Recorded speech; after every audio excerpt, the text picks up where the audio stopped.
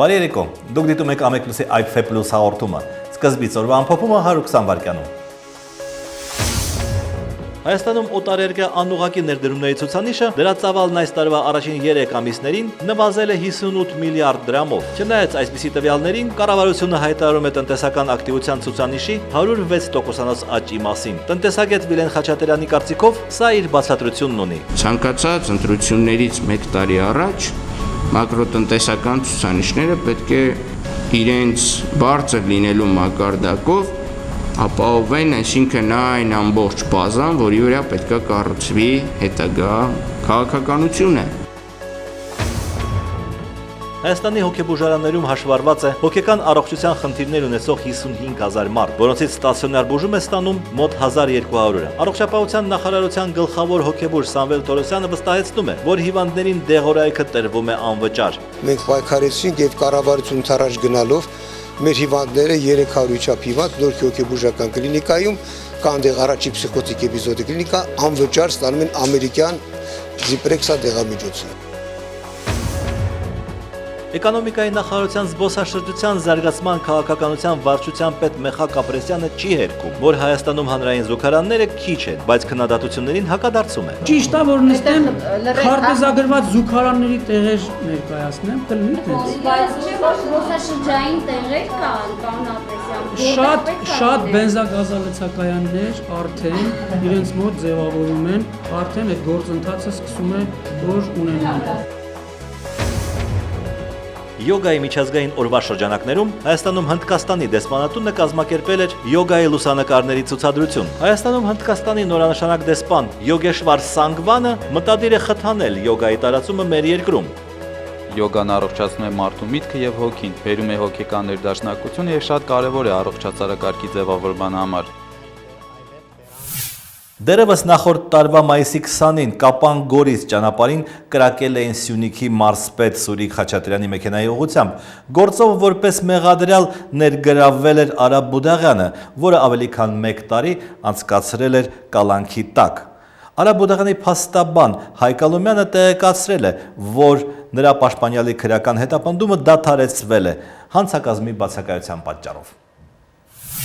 Լեռնային Ղարաբաղի Հանրապետության ազգային ժողովի պատգամավոր Հայկ Խանոմյանին առևանգելու փաստի առթիվ իրավապահ մարմինների կողմից տարված քննչական եւ օպերատիվ հետախուզական միջոցառումների արդյունքում հունիսի 9-ին Լեռնային Ղարաբաղի Հանրապետության ոստիկանության Ստեփանակերտի քաղաքային վարչություն մեղայականով էին ներկայացրել մայրաքաղաքի բնակիչներ Միքայել Սահակյանը եւ Սերգեյ Ավանեսյանը։ Նրանք ձերբակալված են։ Հայկ Խանոմյանը սակայն նշում է, որ այդ մարդկանց նա չի ճանաչում։ Անգլիական Մանչեսթեր Յունայթեդը Հայաստանի հավաքականի կիսապաշտպան Հենրիկ Մխիթարյանի տրանսֆերի վերաբերյալ հարցում է կատարել Դորտմունդի Բորուսիային, գրում է Daily Mail-ը։ Նշվում է, որ 27-ամյա ֆուտբոլիստը մտադիր չէ երկարաձգել 1 տարուց սպառվող պայմանագրի ժամկետը։ Այդ պատճառով գերմանական ակումբը հույս ունի 25 միլիոն ֆունտով վաճառել նրա տրանսֆերը։ Մանչեսթեր Յունայթեդից զատ Մխիթարյանի ծառայություններով հետաքրքրված են նաև այլ ակումբներ։ Օրվա լրահոսը։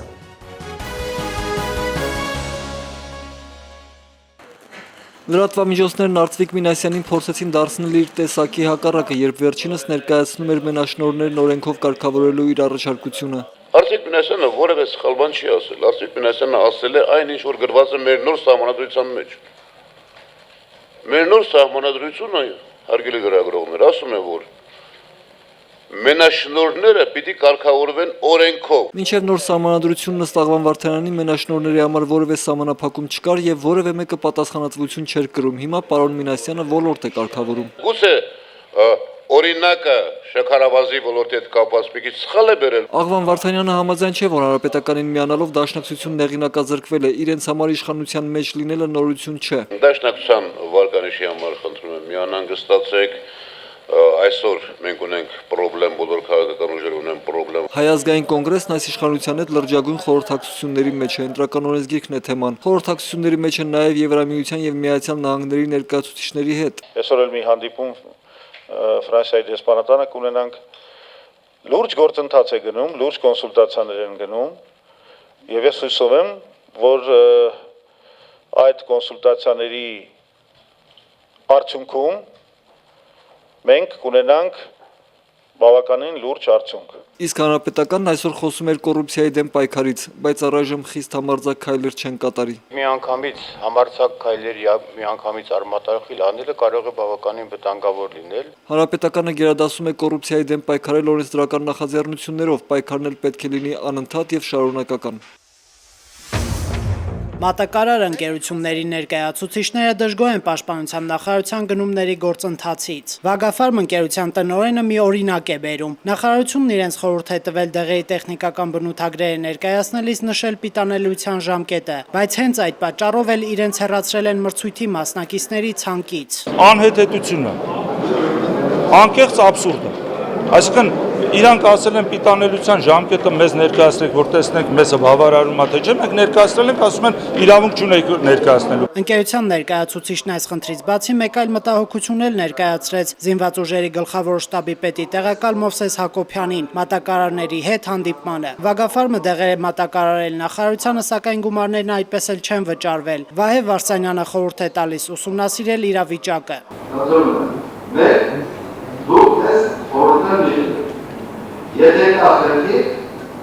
Գնման գործընթացից դժգոհությունները բարձրաձայնելու համար պաշտպանության նախարարություն քննարկման էր ներկայացել նաև Խաչպար ընկերության տնօրենը։ Ախտահանիչ միջոցների ձեռքբերման մրցույթում հաղթած ընկերությունը զրկվել է մատակարարելու հնարավորությունից պատճառաբանությամբ, թե ապրանքը չի համապատասխանել պահանջվող տեխնիկական ցուցանիշներին։ Գնումների օրենքը պահանջում է, որ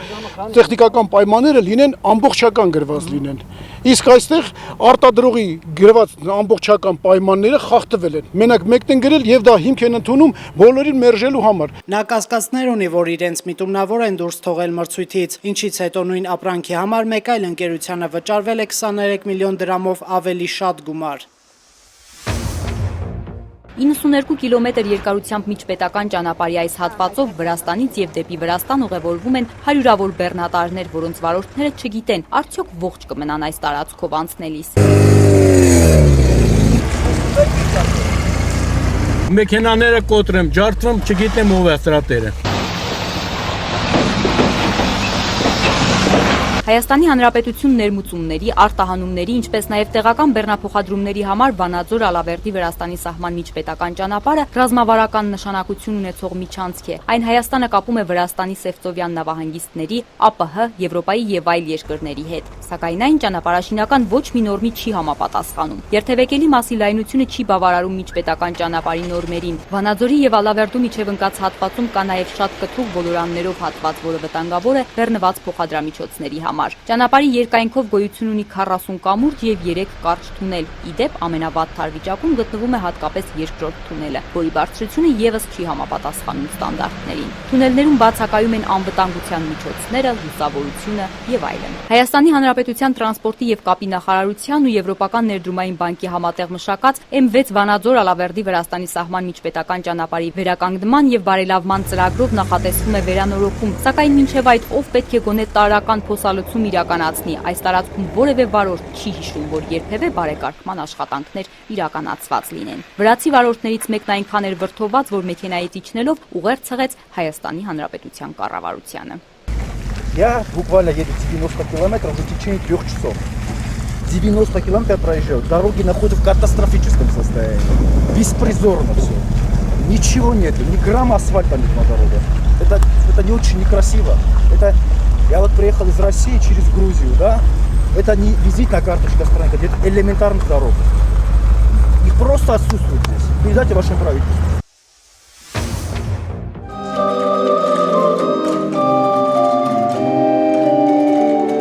Երկեհոնը Աստծո եւ տիեզերքի հետ շփվելու գործիք է, եւ սա ունկնդրին հասկանալի է դառնում, երբ հնչում է կատարյալ նվագ։ Կամերային երաժշտության ազգային կենտրոնի հրավերով Կոմիտասի անվան կամերային երաժշտության տանը ելույթ ունեցավ Երկեհոնահար Ծյուբինգենի աստվածաբանական սեմինարիայի երաժշտական ղեկավար Ֆրանկ Օյտմանը։ Ֆանտաստիկ դահլիճ է, երբ ինտերնետով տեսա համերգասրահի նկարները, զարմացա եւ չպատկերացրի անգամ թե սա ինչ է, երգեհոնն էլ հիասքանչ է։ Հիշեցնենք, որ կամերային երաժշտության տան երգեհոնը պատրաստված է Հոլանդիայում 17-18-րդ դարերի մոդելների հիման վրա եւ եզակի էր խորհուրդների երկրի տարածքում։ Տեղադրվեց 1979 եւ առաջին անգամ այն հնչեցրեց Վահագն Ստամբոլցյանը, իսկ 1990-ականներին վնասված երգեհոնը անհատույց վերականգնեց գերմանացի մասնագետ Քրիստիան Վեգշայդերը։ Սա իմ առաջին այցն է Հայաստան, քիչ բան գիտեի ձեր մասին, միայն Կոմիտաս գիտեի, անչափ տպավորված եմ մանավանդ եկեղեցիներով, ձեր հոգևոր մշակույթով, նաև մարդկանցով։ Մեծ ցանկություն ունեմ ավելին իմանալու ձեր հոգևոր երաժշտության մասին։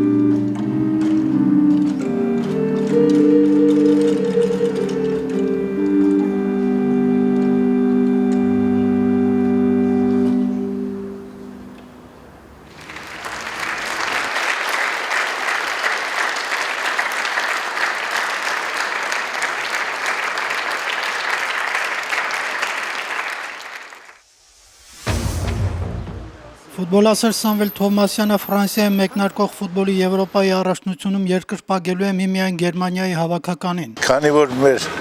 ցեղասպանությունը ընդունեց Բունդեսթագի մեր գերմանացի աղբերները, ես բնականա որ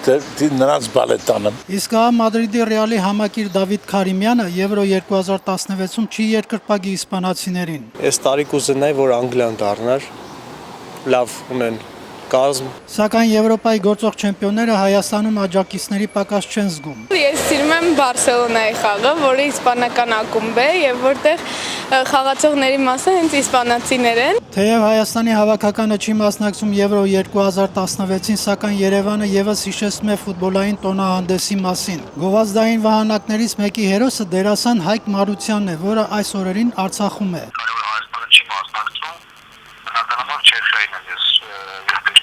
Կարգին Հայկոյի կինը Չեխիայից է։ Երևանում ավելացել են բուկմեկերական կետերը։ Մամուլի կրպակներում հայտնվել է Եվրո 2016-ի հատուկ տեսականի։ Եվրոպայի առաջնության հետ կապված ստացել ենք այս ամսագիրը, ունենք պլակատներ հայերեն, ռուսերեն լեզվով, ծրագրերի վրա էլ տպել են այդ աղյուսակները, շատերը օգտվում են դրանից։ Իդեպ Երևանի քաղաքապետարանը Երևանյան ամառ 2016 ծրագրի շրջանակում յուրաքանչյուր օր ժամը 20:00-ին Կասյան փողոցի եւ 23:00-ին Կարապի լճի մեծ էկրաններին կցուցադրի ֆուտբոլի Եվրոպայի առաջնության դիտարժան խաղերը։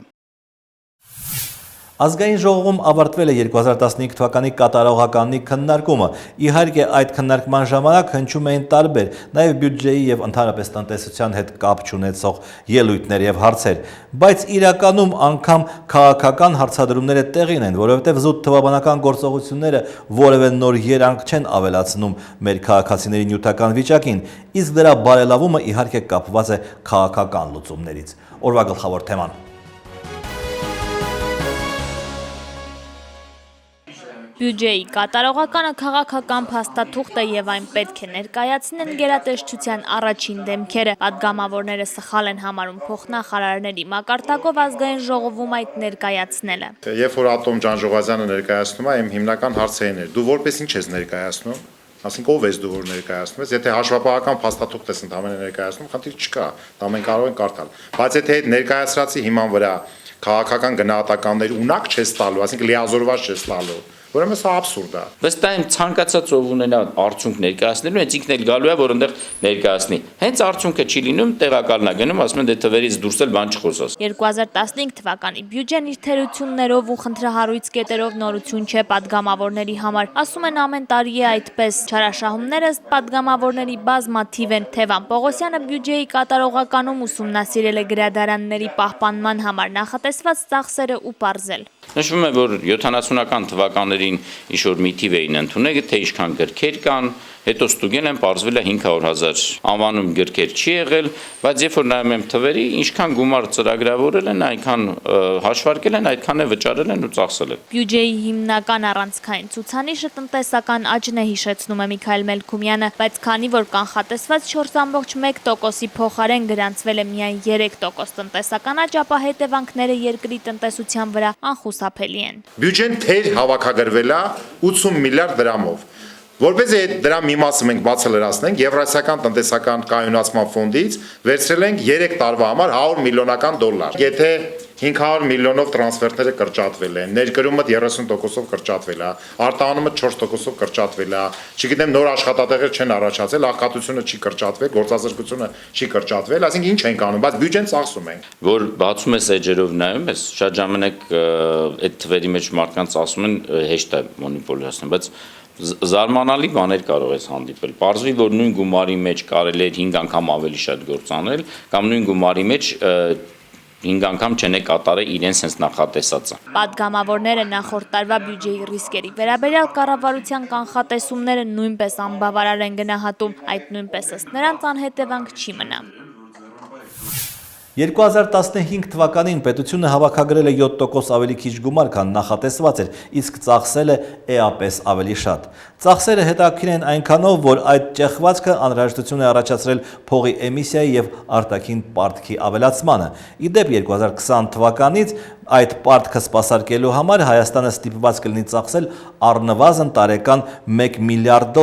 սակայն կառավարության ներկայացուցիչները այստեղ մեծ խնդիր չեն տեսնում։ Պատգամավոր Նիկոլ Փաշինյանը խոսում էր այսպես ասած բյուջեով չկատարված խոստումների մասին։ Խոսքը մասնավորապես հյուսիս-հարավ ավտոճանապարհի մասին է, որի վրա արդեն ծախսվել են հսկայական վարկային գումարներ, եւ դա նույն պետական պարտքն է, որը մենք մեր բյուջեից դարձյալ պետք է վերադարձնենք։ Իսկ ճանապարհի շինարարությունը առաջ է շարժվում կրիայի տեմպերով։ Ավելի մեծ բյուջե հավաքելու համար առաջին հերթին պետք է աշխուժանա գործարարությունը, առաջին հերթին մանր եւ միջին բիզնեսը, իսկ դրա համար պետք է ներդրումային բարենպաստ մթնոլորտ, ինչպես նաեւ մենաշնորհների վերացում։ Այդ երկու հարցերում էլ մի կողմից իշխանության, իսկ մյուս կողմից ընդդիմության եւ փորձագետների կարծիքները մեղմ ասած խիստ տարբեր են։ Եթե չկա համաձայնություն ախտորոշման հարցում, ապա հնարավոր չի լինի գտնել միասնական լուծումներ։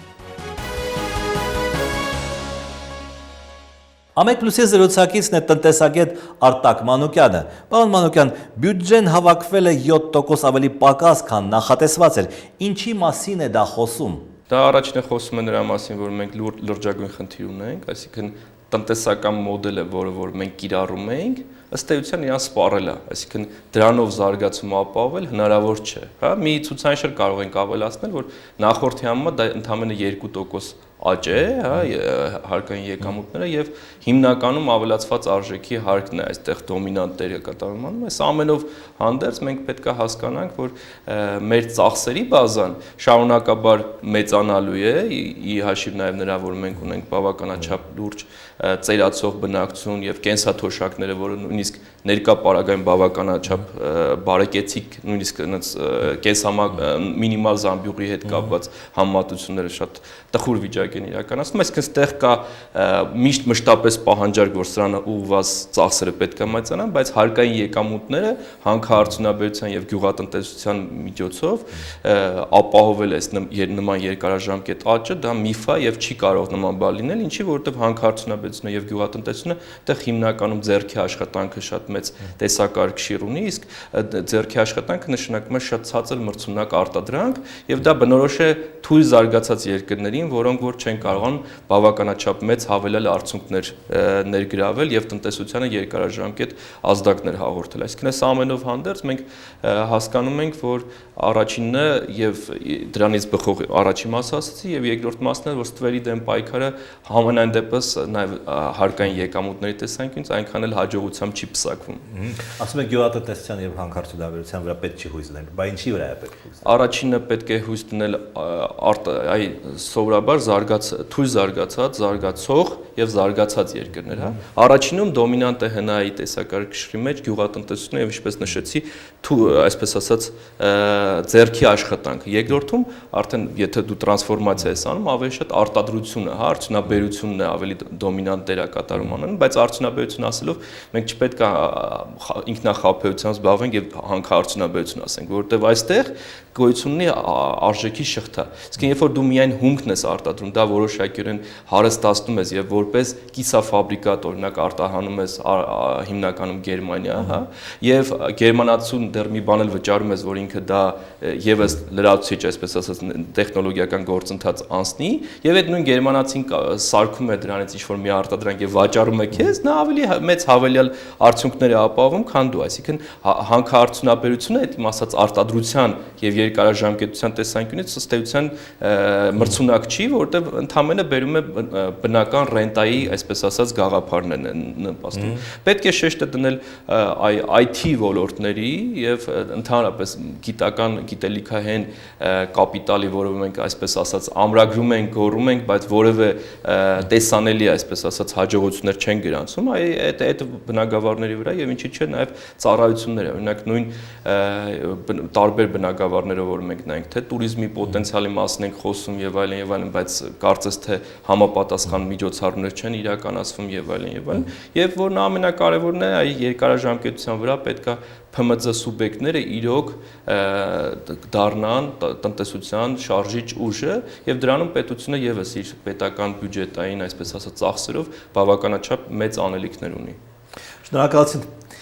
Իմ զրուցակիցն էր տնտեսագետ Արտակ Մանուկյանը։ Զբոսաշրջության գլխավոր պատասխանատու Մեխակ Ապրեսյանը գտնում է, որ Հայաստանում հյուրանոցների եւ սննդի գինը ավելի բարձր չէ, քան Վրաստանում։ Պարզապես մեր զբոսաշրջիկները գնում են Վրաստան հանգստանալու, որովհետեւ մենք ծով սիրող ժողովուրդ ենք։ Լուծումը հավանաբար ծովից ծով Հայաստան ստեղծելն է։ Դիտեք նաեւ մեր վերջին խոսքը, իսկ ես ձեզ հրաժեշտ եմ տալիս։ Մենք կհանդիպենք երկուշաբթի օրը։ Հայաստանից գնում են Վրաստան ոչ թե նրա համար, որ մենք տեղ չունենք գնալու կամ մեզ մոտ ավելի պայմանները վատն են կամ մեզ մոտ ավելի թանկ է, այլ մենք ուզում ենք գնալ ծով։